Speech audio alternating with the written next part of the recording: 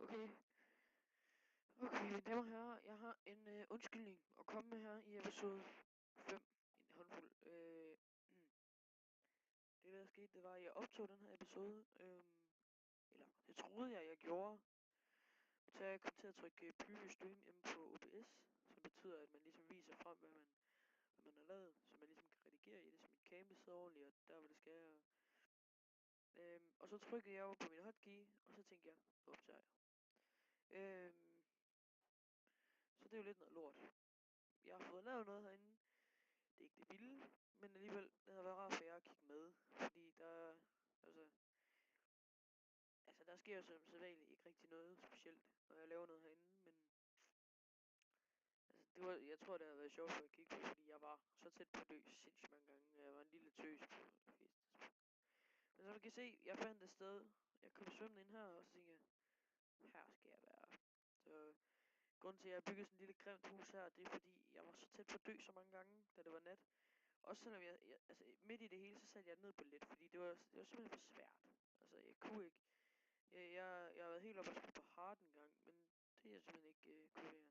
Så tænker jeg sikkert, jamen kendt, der står sådan en kæmpe jordsøjle her. Ja, det er fordi, jeg har fanget nogle høns lige her, og den vil jeg gerne huske på, hvor var. Den kan jeg faktisk lige give. Sådan der, så kan de lige hurre. Og så er jeg bare rendt rundt og drevet køer, fordi det skal ikke bruge til noget.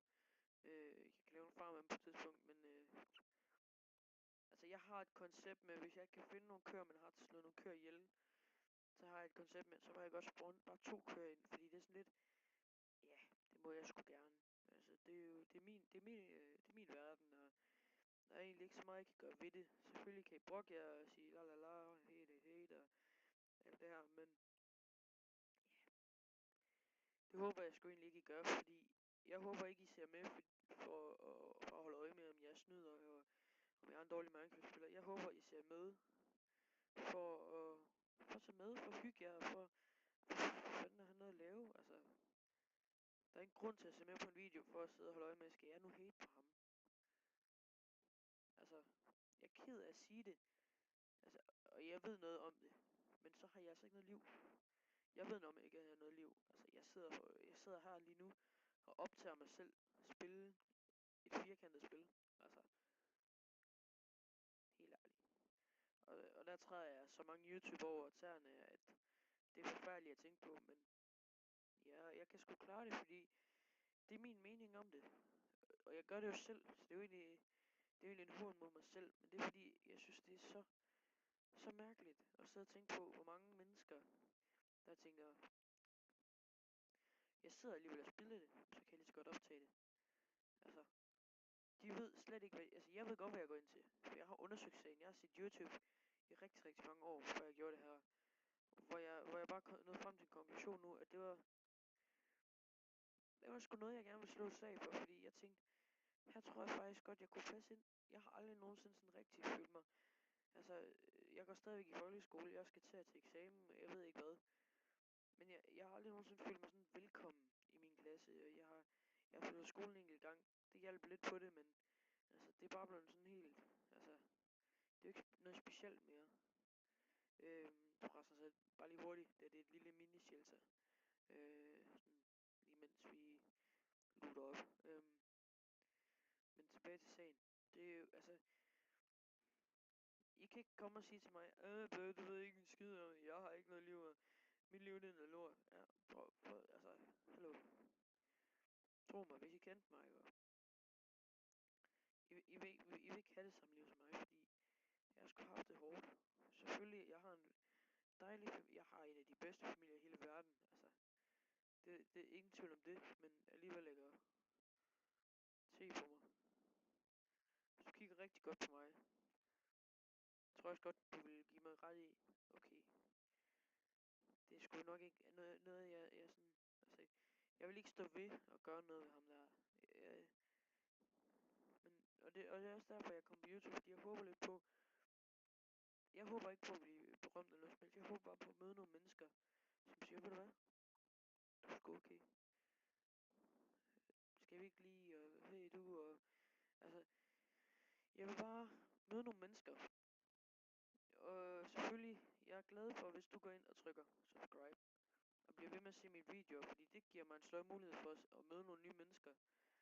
Men altså, hvad er det? Altså, selvfølgelig, jeg er som sagt rigtig glad, hvis du subscriber og like og alt det der. Men hvad gør det for mig? Jo, min video bliver set af mange flere mennesker, men altså, så vigtigt er det jo heller ikke. Og så kan du godt tænke, hvad du tænker, han er kraftet med et kæmpe stort navn ud af ham der, så der er ikke en skid pris for hans subscribers. Men jo, det gør jeg. Fordi det betyder jo så, at I er enige med mig, og I godt ved, hvad jeg mener med det. Jeg der sidder og tænker lige nu, fuck ham, mand, fede nar, kan jeg ikke en fucking skid alligevel. Det er helt i orden. Skriv det gerne ned i kommentaren. Prøv at høre her. Jeg er blevet kaldt værre end noget, I nogensinde kan finde på. Okay? Så hver gang der kommer en kommentar, rører det mig ingenting overhovedet. I må hate på mig alt det I vil, alt det I ønsker. Det eneste jeg ønsker, det er at det bliver på de kanaler, som for eksempel min, hvor jeg siger, prøv at høre her, luk lort ud til mig for fanden. Jeg har også lavet meget lort i mit liv. Det har jeg. Kig på nogle af de store YouTubere, Brian fra Danmark, Gexby Gaming, Benny One, alle dem der. De har sikkert også lavet noget lort i deres liv. Men de har også sagt, hvorfor har det hate der, det er så dumt. Men folk bliver stadigvæk ved med at hate, og de bliver faktisk ved med at hate på grund af, at de siger det. Men nu laver jeg den her kanal, og så siger jeg, prøv at høre, hate for fanden. Hate på mig. Men så hold jeg væk fra de andre. Fordi de har sgu ikke fortjent det. Jeg har heller ikke fortjent det, mener jeg ikke selv. Men jeg vil bare gerne gøre det her sted til, det her YouTube community i Danmark til et bedre sted. Hvor folk, altså, jeg har prøvet så mange mennesker. Jeg kender en, som sagde, jeg vil gerne lave YouTube. Jeg ville gerne lave YouTube. Så gik jeg ind, og så jeg alt det hate, der blev skrevet i kommentaren.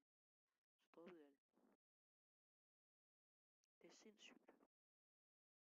Jeg tror faktisk også, det er det for i dag, mine damer og herrer. Ved I hvad?